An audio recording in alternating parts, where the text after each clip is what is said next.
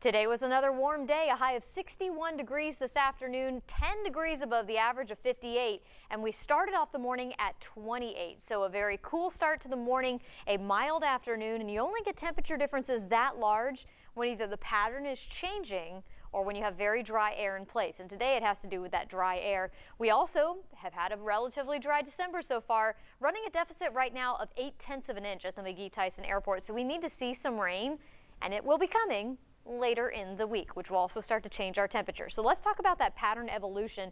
Right now, our weather is controlled by a big ridge of high pressure. That's what brought us the sunshine and the nice mild temperatures today. And it's also why our Wednesday is going to be very similar. Just a mix of clouds and sun, highs even warmer by almost 5 degrees. We're going to be in the mid-60s for our Wednesday.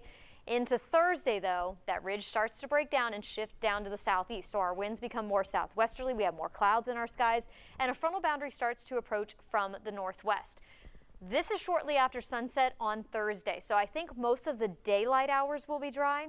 And as we go into the evening, the position of this boundary is going to determine who sees the rain and who ends up staying dry overnight Thursday night into Friday morning. Right now, it looks like the best rain chances will be for our plateau counties and our northern counties in southern Kentucky and northern East Tennessee. A few spotty showers may come up from the south, but that's how things look to be again overnight Thursday night into Friday morning. On Friday, that boundary actually will lift back to the north.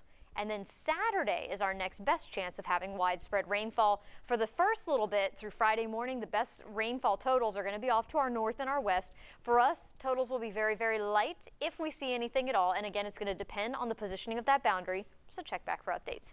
For tonight, we'll see quiet conditions and fair skies, lows in the mid-30s. For the day tomorrow, we're back into the mid-60s with a mix of clouds and sun, 10 to 15 degrees above average. By Friday, we're almost 20 degrees above average with highs near 70. And we stay mild on Saturday with that next frontal boundary sliding into the region. That, again, Saturday is the day with the highest rain chances on the 7-day forecast as of right now.